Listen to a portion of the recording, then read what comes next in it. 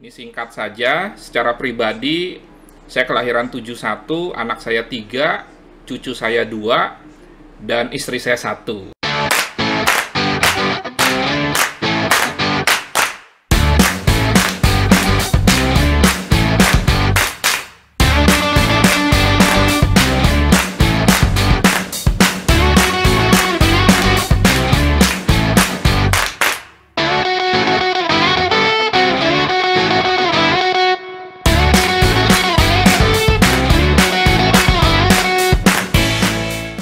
Oke, nah ini sosial media saya. Mungkin Anda ingin follow Instagram saya atau subscribe YouTube saya. Sama semua, user ID-nya Nofri Subman, baik itu Instagram, Facebook, kemudian YouTube, demikian juga Telegram. Kalau WA saya 0811992989 atau 10 digit ya. Jadi jangan bingung, memang 10 digit karena ini nomor sudah 26 tahun atau 27 tahun pada saat Telkomsel baru pertama kali masuk ke Indonesia.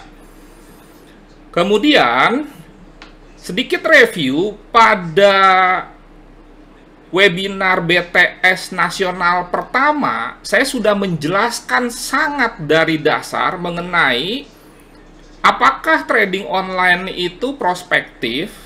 Kemudian juga, kalau kita bicara trading online, instrumennya apa? Terus kira-kira caranya manual atau menggunakan robot? Ini sudah saya kupas tuntas waktu tanggal 20 Desember. Mudah-mudahan Anda berkesempatan mengikutinya.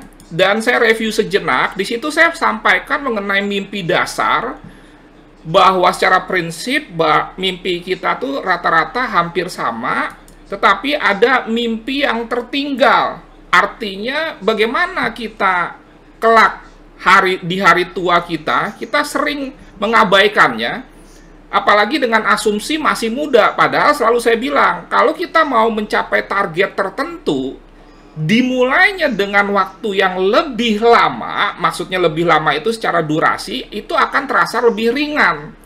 Jadi jangan sampai nanti kita kelak umur 60 sudah sakit-sakitan, menyusahkan anak cucu kita pula. Nah, itu penting. Untuk itu kita harus punya strategi bagaimana yang disebut dengan financial freedom. Dan itu bisa tentunya lewat kita rintis dengan passive income, salah satunya, di samping juga tentang yang disebut dengan active income.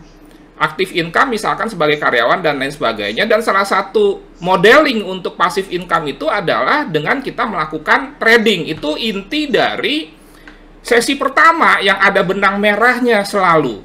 Sesi kedua kita membahas bagaimana sih untuk bisa passive income. Kemudian kira-kira ya, apakah trading itu passive income? Kemudian kalau memang dia passive income, tradingnya seperti apa?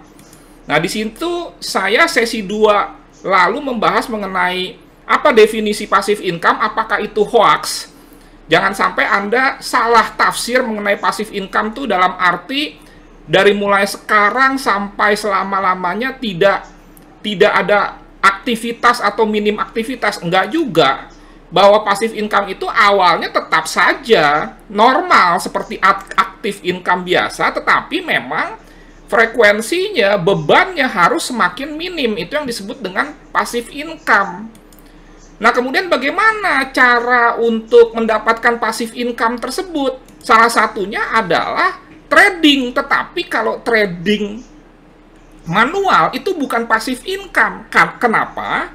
Karena kalau trading manual kita harus senantiasa menganalisa dan tidak ada penurunan aktivitas seperti definisi passive income. Jadi kalau Anda trading di usia 30 dengan usia 50 ya sama aja beban kerjanya.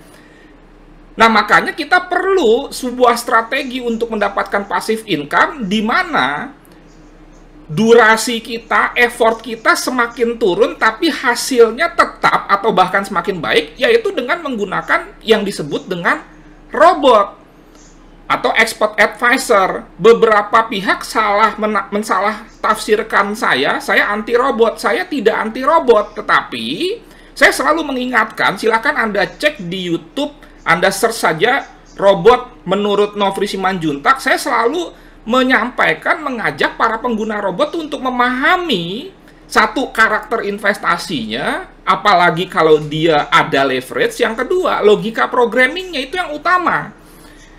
Nah, tanpa berpanjang-panjang, saya teruskan lagi. Di sini juga saya sudah menjelaskan mengenai apa itu cryptocurrency secara lengkap. Anda bisa klik ini.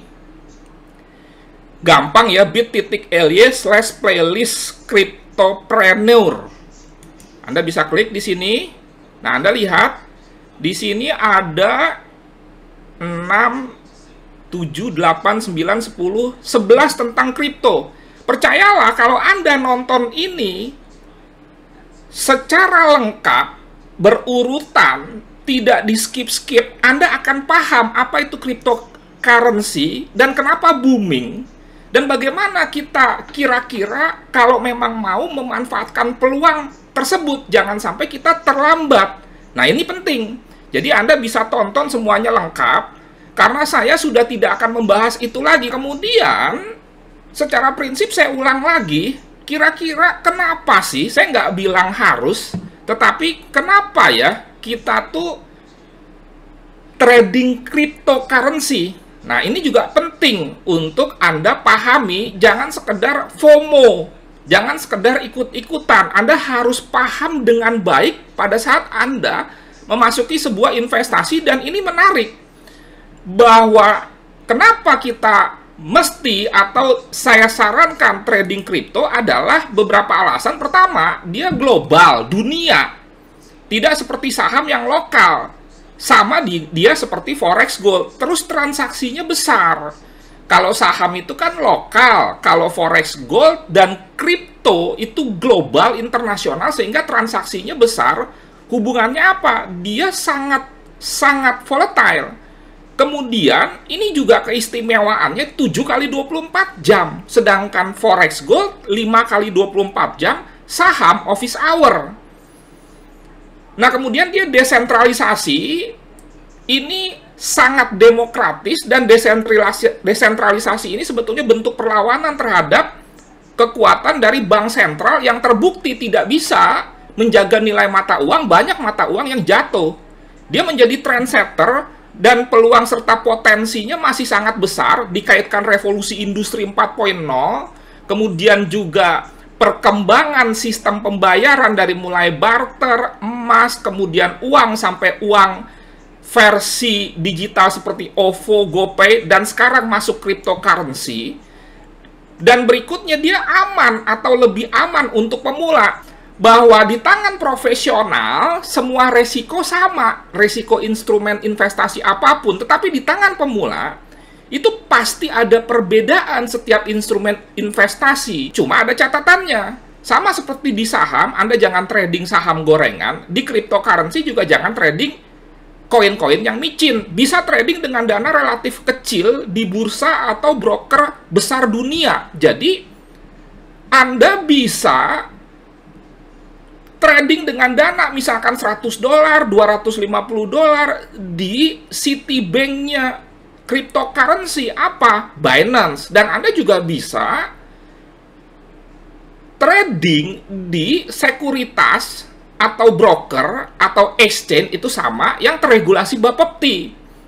Intinya adalah dana kita aman, bukan di broker yang tidak jelas, tetapi broker yang kelas dunia.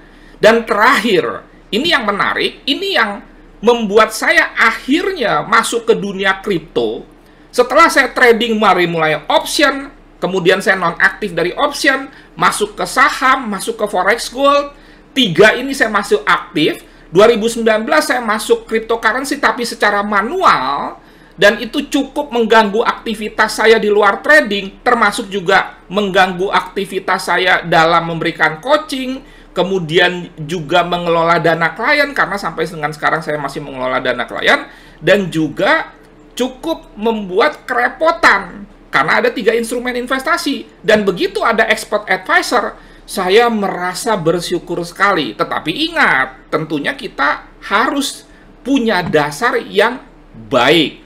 Kemudian saya juga sudah menjelaskan kepada Anda 10 item di dalam memilih robot. Di sini juga sudah ada, Anda bisa ketik playlist robot, Anda ketik aja dulu, nanti Anda save.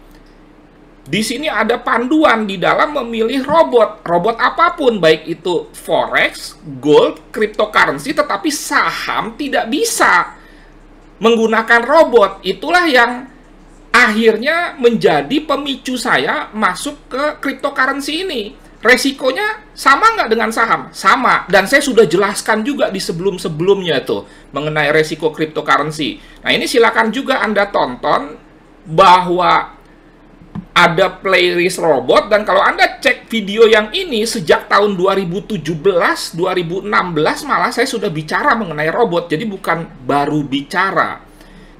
Nah, tadi kenapa cryptocurrency? Salah satunya adalah 7 kali 24 jam, kemudian dia dunia, kita bisa invest di broker terbaik di dunia walaupun dengan dana kecil. Itu tidak bisa di Forex Gold, kita nggak bisa dengan 250 kita buka account di JP Morgan atau Citibank, nggak bakal diterima. Kemudian juga bisa robot. Nah, sekarang kenapa robot? Ingat ya bahwa era ini udah revolusi industri 4.0, udah wifi, dan otomatisasi itu sudah ke bidang apapun. Makanya kita nggak bisa ya menutup peluang dalam menggunakan otomatisasi ini di dalam dunia trading. Nah, tetapi ingat sekali lagi karakter investasinya. Saya tidak merekomendasikan Anda untuk melakukan trading dengan robot di instrumen investasi yang ada leverage-nya. 1:100, 1:200, Anda boleh tidak setuju dengan saya. Tetapi sampai kapanpun saya tidak merekomendasikan karena ada beberapa faktor. Kemudian, kenapa kita menggunakan robot? Jelas untuk otomatisasi. Otomatisasi ini kan dampaknya juga jelas untuk efisiensi. Ya, tentunya kalau kita menggunakan software, kita menggunakan mesin itu kan juga sebagai robot akan ada efisiensi tenaga, efisiensi waktu, kemudian juga di satu sisi durasi. Jadi kalau kita menggunakan mesin, apalagi cryptocurrency 7 kali 24 jam, bisa kita suruh itu robot kerja terus termasuk hari Sabtu dan Minggu. Nah, di Forex Gold nggak bisa, Sabtu Minggu dia libur, karena marketnya libur. Kemudian juga dengan otomatisasi atau robotisasi atau mesinisasi ini, ada standarisasi dari sebuah kualitas produk. Coba ya, kalau Anda misalkan melihat hasil karya tangan dengan hasil karya mesin dalam hal standarisasi itu biasanya lebih standar. Kenapa? Karena manusia masih terpengaruh perasaan kesal, perasaan senang, dan lain sebagainya. Dan terakhir, dengan otomatisasi ini, maka akan timbul konsistensi. Coba Anda yang trading manual, sudah ada SOP-nya, sering sekali SOP atau trading plan yang sudah kita buat, kita langgar sendiri. Sehingga sekali lagi, bahwa otomatisasi itu harus kita terima. Tapi terimanya dengan bijak. Jangan bulat-bulat percaya begitu saja. Sama saja, kemarin saya sudah kasih contoh. Kalau Anda mau melakukan otomatisasi di mesin pabrik Anda, kalau tadinya mesin pabrik Anda ada karyawan 1000, kemudian Anda mau melakukan otomatisasi sehingga karyawannya tinggal 100 sebagai operator, kan nggak mungkin tiba-tiba Anda langsung aja datangkan itu mesin tanpa kira-kira Anda mengetahui ini cara kerja mesin gimana sih? Kemudian apa sih keunggulannya, apa sih kelemahannya? Jadi, itu sebuah ilustrasi yang bisa kita nyatakan agak aneh. Orang yang menggunakan robot tidak mempunyai dasar sama sekali mengenai cara kerja, keunggulan, kelemahan, kinerja, dan lain sebagainya dari robot itu. Jadi sekali lagi, dalam saya menyampaikan sesuatu, biasanya lengkap dan mengajak kita untuk membentuk struktur berpikir yang benar. Jadi jangan sampai salah nih kita memaknai, menerima sebuah proses otomatisasi sebagai perkembangan zaman, dan itu juga didukung oleh generasi Z, revolusi industri, cryptocurrency, dan lain sebagainya.